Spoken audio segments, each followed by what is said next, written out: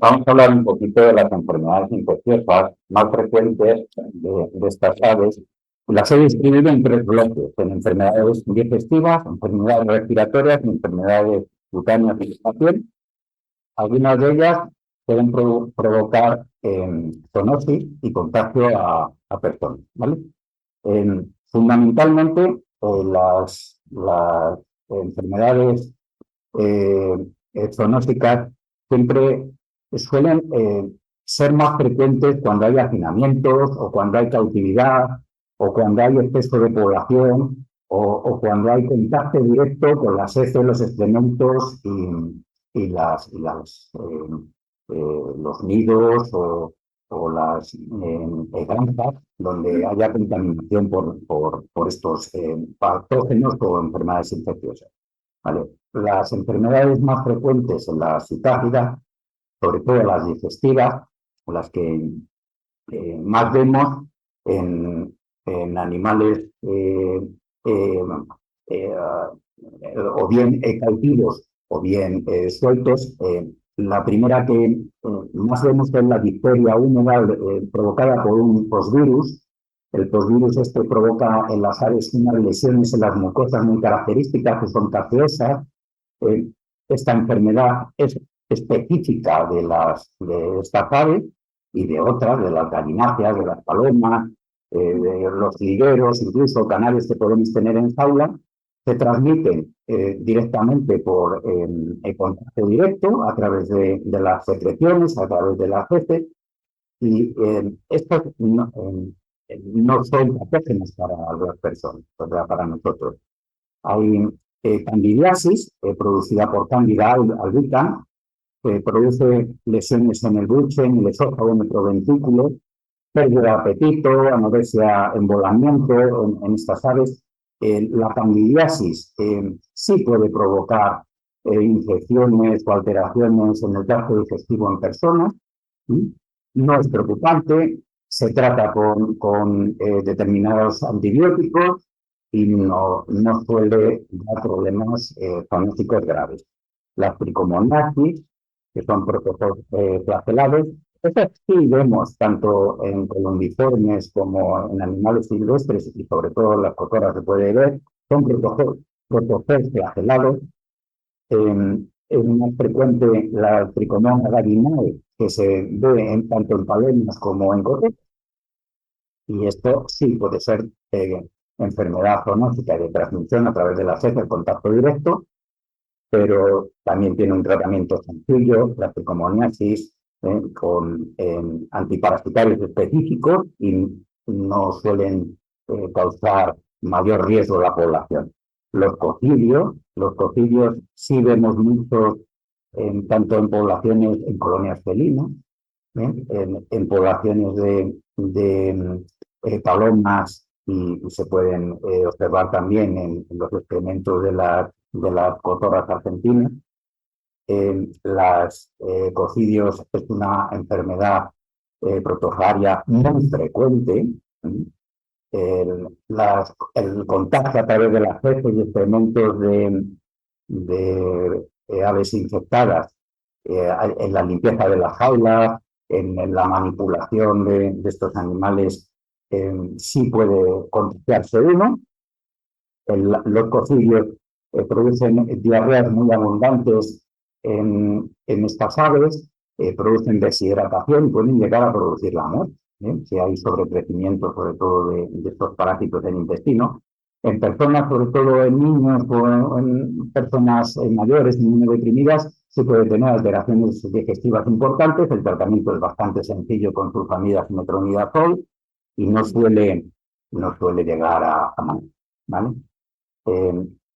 Tenemos los virus digestivos, herpesvirus en las cotorras, paramistovirus y circovirus y poliomavirus, que son menos frecuentes. Dentro de los herpesvirus en las cotorras, la más frecuente, la más habitual y la que más se puede ver es la enfermedad del pico y las patas y las plumas de estas aves, que quedan peladas por completo. Son enfermedades que tienen mala solución son enfermedades que cuando uno adquiere un pájaro de estos y lo tiene en cautividad se quedan totalmente sin plumas y sin epitelio. A veces se arrancan hasta el epitelio. Los circovirus suelen provocar también alteraciones muy frecuentes y parecidas a la enfermedad del pico y las plumas de la pata. En la cotorra de Kramer, el poliomavirus provoca también estas alteraciones de plumaje y de arrancamiento de epitelios, pero estas no son transmisibles a humanas ni dan problemas nada más que en estas especies, ¿vale? Dentro de los paramisovirus, el más importante y que provoca alteraciones en personas y puede provocar zoonosis, están los de tipo 1, los de tipo 1 que es la enfermedad de Newcastle. Luego hablaremos un poco más tarde porque provoca trastornos respiratorios que son más importantes que los digestivos, ¿vale? Las megabacterias que podemos encontrar en este son bacilos gram positivos.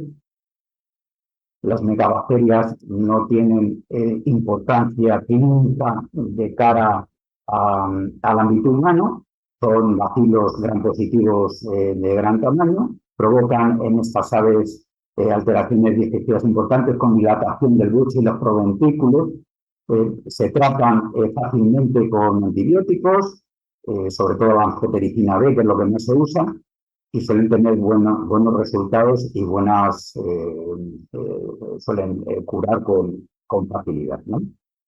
Las giardias en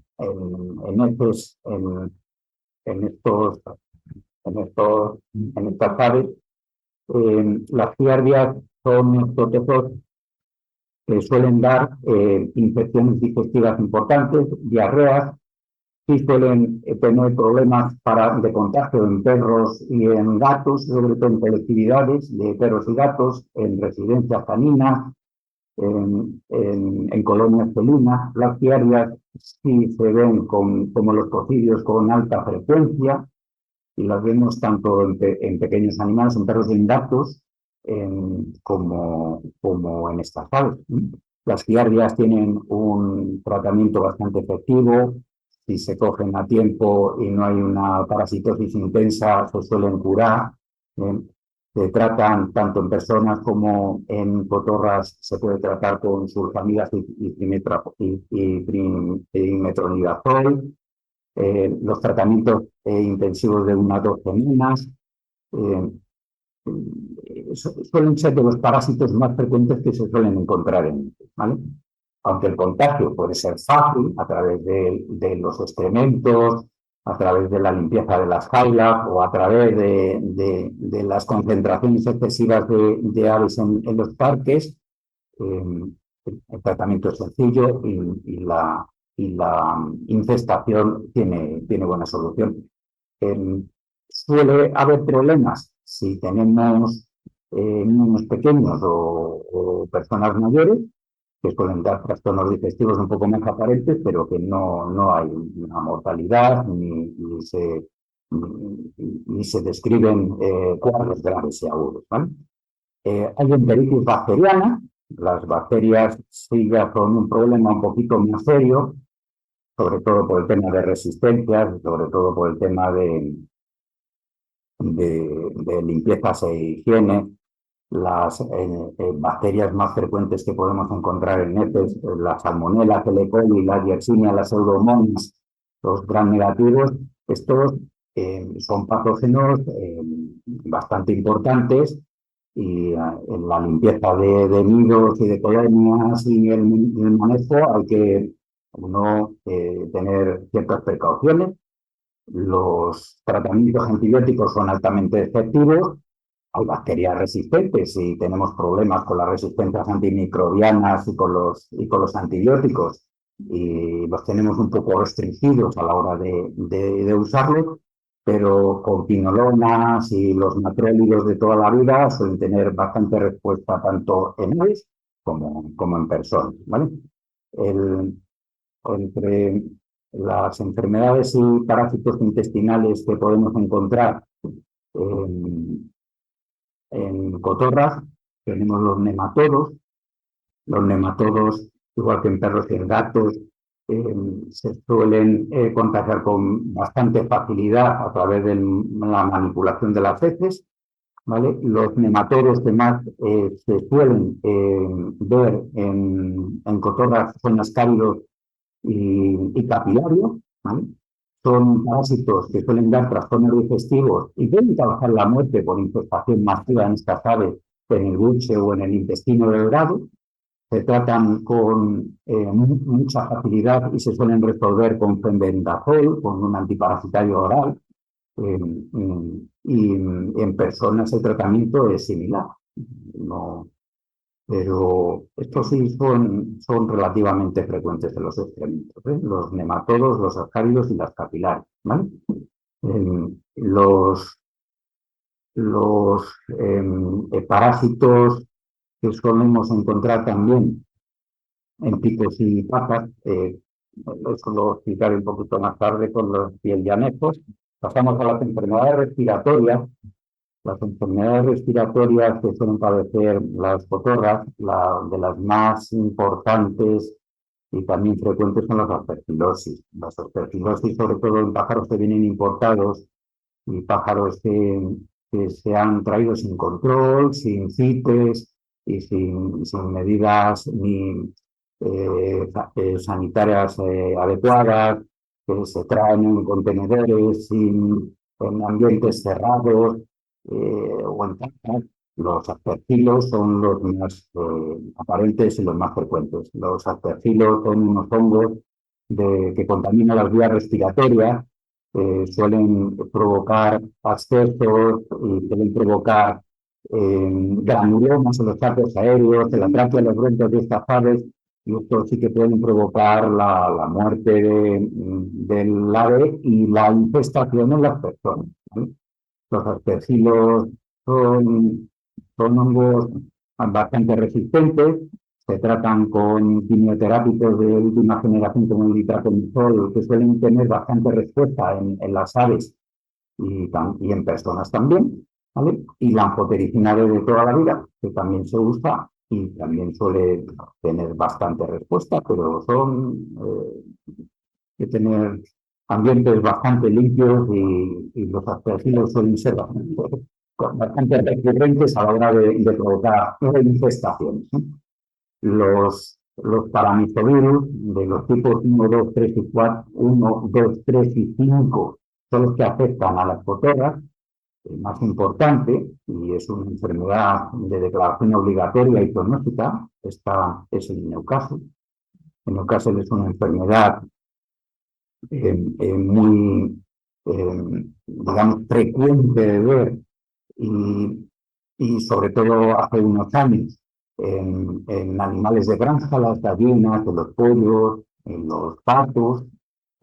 eh, el Newcastle es una enfermedad de declaración obligatoria que me he dicho, provoca en las aves una ligera conjuntivitis, una descarga nasal, en grado primero, en las primeras semanas, provoca diarreas acuosas, embolamiento del animal, fiebre, anorexia. Si el animal sigue adelante y la enfermedad y la cepa vírica no es muy agresiva, los animales incluso se suelen curar y suelen quedar así. Pero si la enfermedad la cepa vírica, sobre todo el adenovirus tipo 1 del paramisovirus, sigue y altera otros tejidos, pasa a enfermedades respiratorias agudas, a bronquitis de los sacos aéreos, a una anorexia y una desnutrición con conjuntivitis, de afectación ocular, incluso hasta ceguera, y puede provocar encefalitis y trastornos neurológicos muy importantes como temblores, parálisis de las patas, la posición en L de las patas son muy frecuentes, sobre todo las gallinaceas, y la muerte, ¿vale? Estas enfermedades, esta enfermedad sobre todo es muy parecida a otras que podemos ver en gallinas y en pollos de granja como la enfermedad de Mare. El diagnóstico o bien se hace por necropsia o bien se hace por PCR, ¿sí?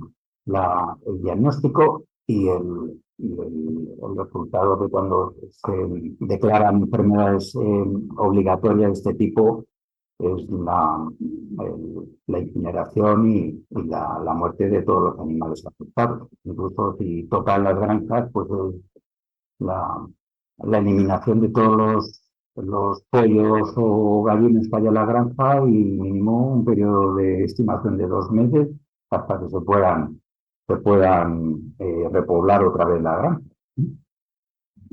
La otra enfermedad, la más frecuente y la que da nombre a estas aves es la citacosis o ornitosis.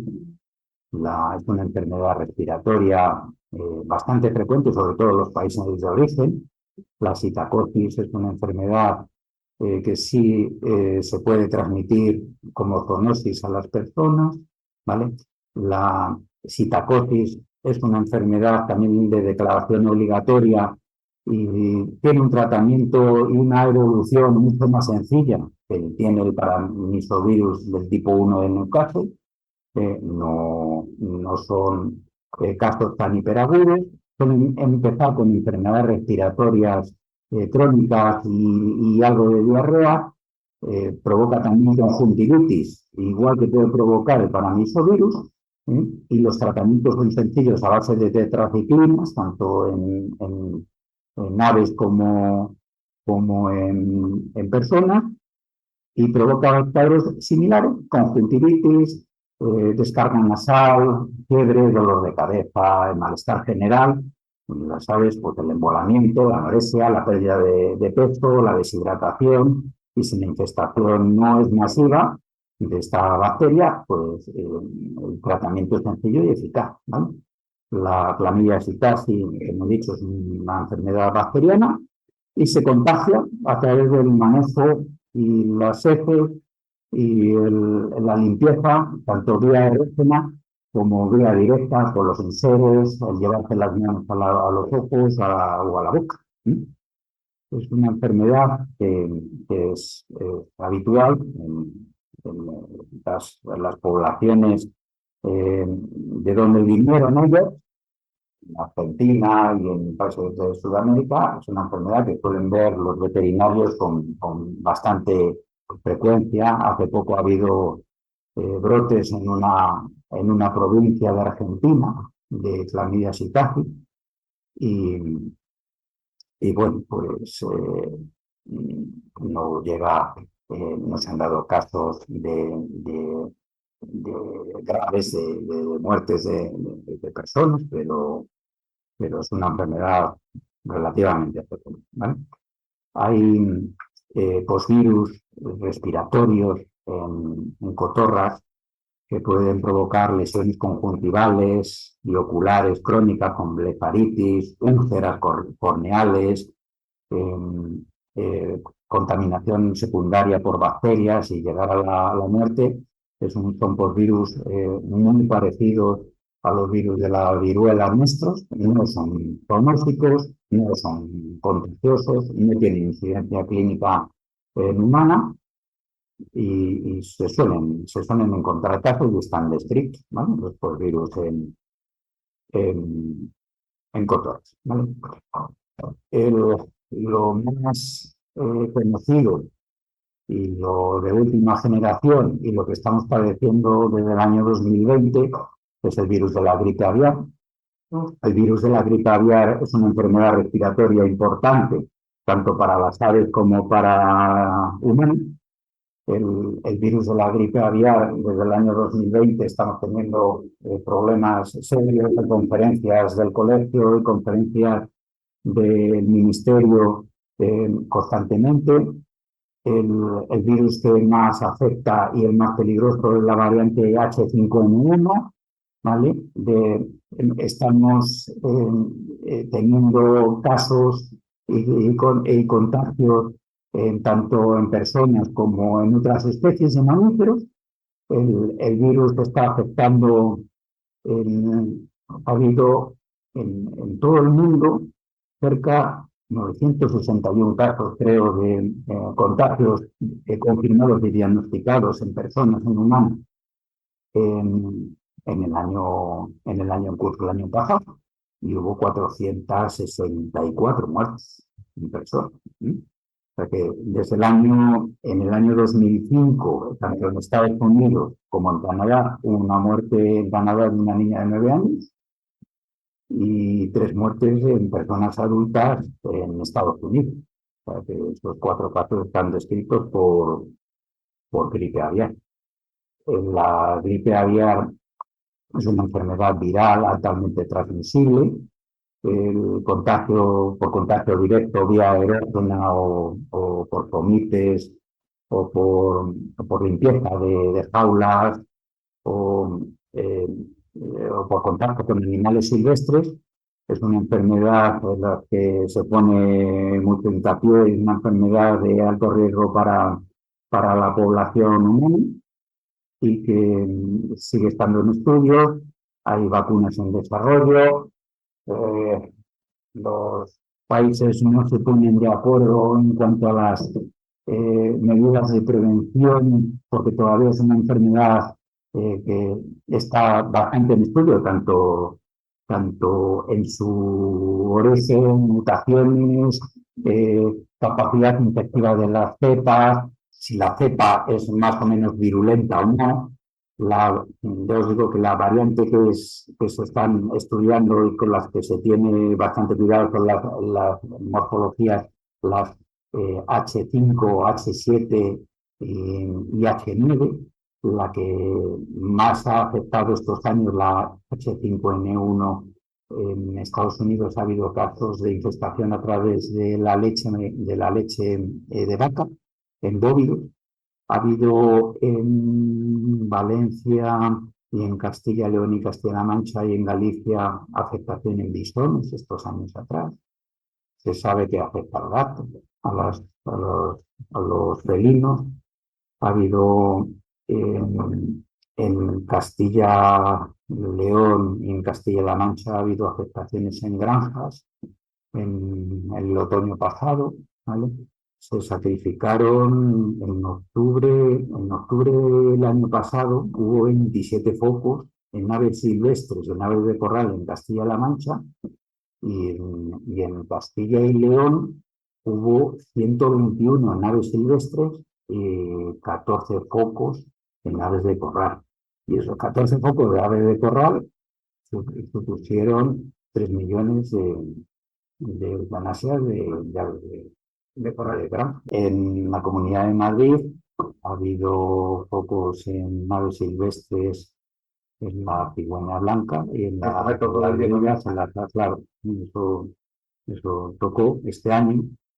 Y lo que no se sabe es si en los años venideros pues va a haber un salto realmente importante a la población humana.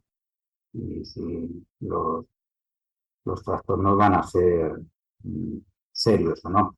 Son enfermedades de declaración obligatoria y cuando haya un foco o un brote, pues lo que se debe es comunicar y el recoger cadáveres y incinerar, ¿no? La, los, los brotes estos pues siguen en estudio, las vacunas siguen en estudio. La Comunidad Económica Europea adquirió cerca de 1 millón de dosis de vacunas para inmunizar a poblaciones de riesgo. Pues no sé si no tengo conocimiento de que se hayan usado o no. Y en ello estamos. En cuanto a las zoonosis parasitarias de la piel, los anejos, las plumas de las cotorras, hay ácaros. Los ácaros de la piel, las plumas, los dermanisus, del género Dermanisus gallinae, los dermanisus pueden provocar por contacto directo o por infestación dermatitis, prurito, pústulas, pápulas. Son autolimitantes en la mayoría de los casos. Se solucionan con soluciones insecticidas, tanto en aves como en personas a través de cremas o insecticidas. Son frecuentes si hay mucha hacinación de aves y se puede estar en contacto directo con ellas. Estos ácaros se comparten con otras especies, no solo con la cotorra, se pueden compartir con las gallinas y sobre todo con las palomas, ¿vale? Y sobre todo suelen picar por la noche.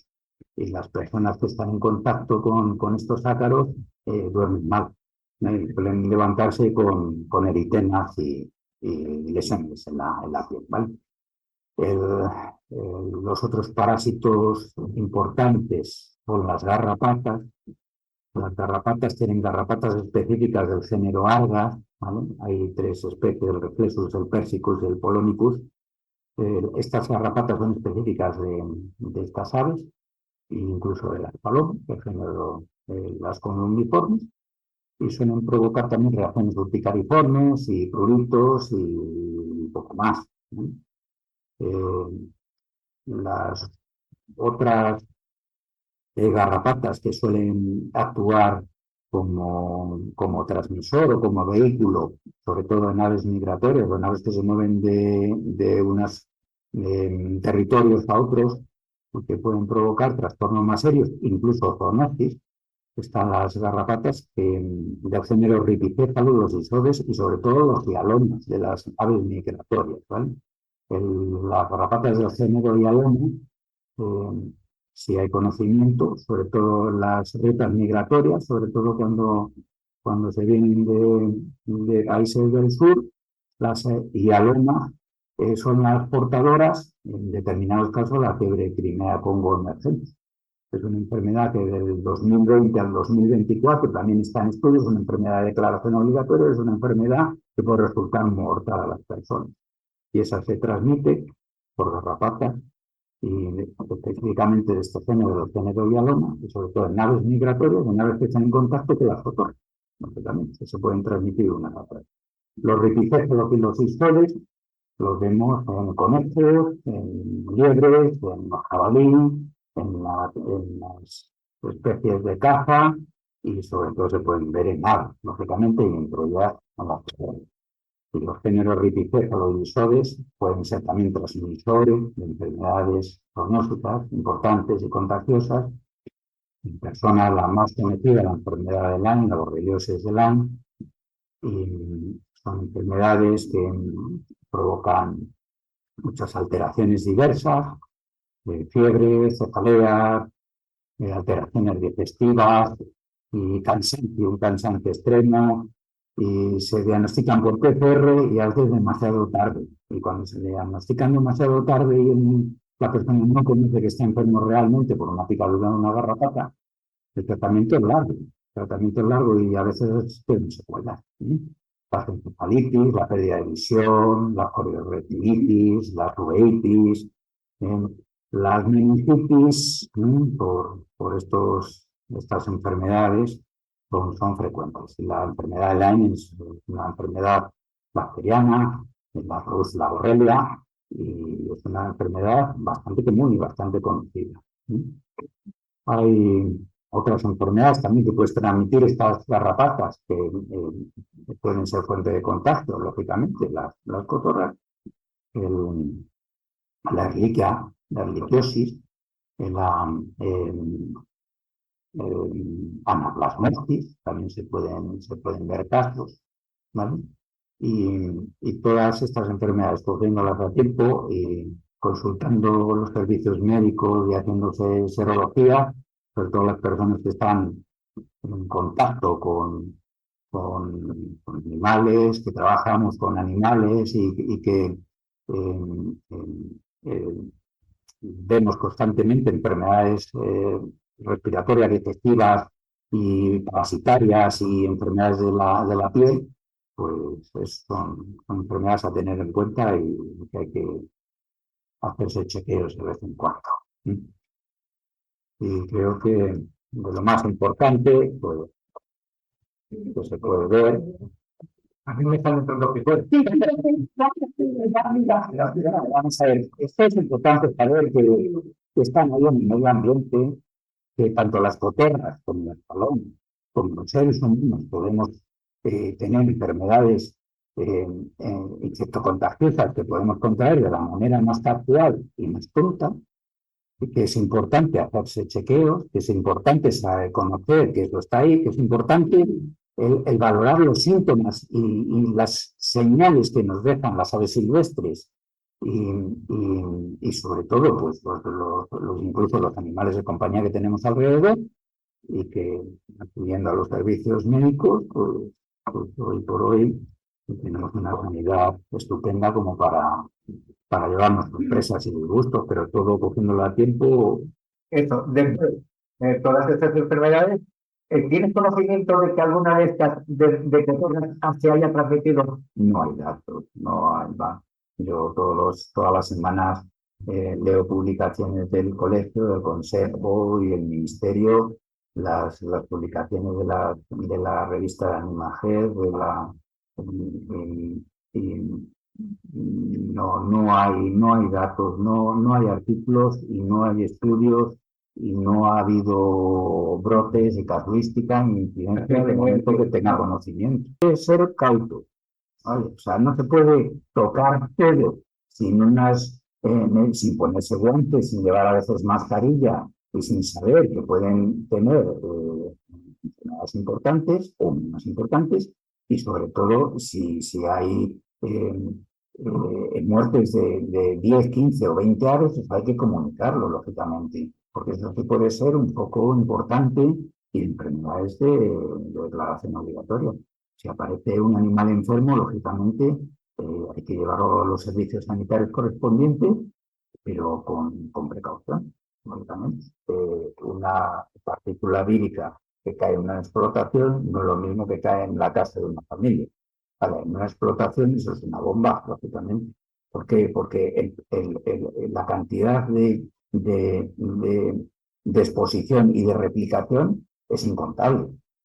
Realmente, si se afecta a una familia por un contacto directo con fauna silvestre o con aves silvestres, pues algo más limitado. Pero una explotación como entre un virus, la facilidad de recombinación es brutal, lógicamente, y los casos. Y luego ya no solo el ambiente se contamina al respirar, al defecar y al toser, se contamina de una forma exponencial. Lo suyo es tener un lugar de lazareto, una habitación o un cuarto de cuarentena, eso es lo suyo y eso es lo que se debe hacer, realmente.